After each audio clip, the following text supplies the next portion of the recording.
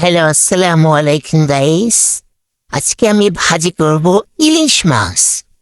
ইলিশ মাছ হচ্ছে আমাদের জাতীয় মাছ। ইলিশ খাইতে কার না ভালো লাগে বলেন?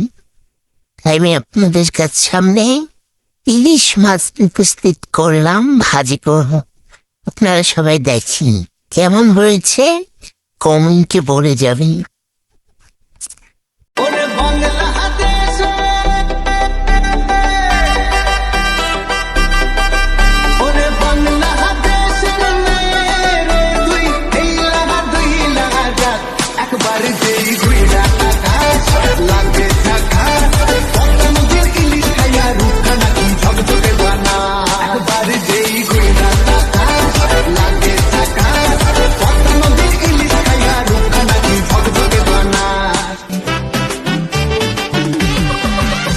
তোর ঠুমক ঠুমক চাল আর চিকন চিকন গাল আহার আগের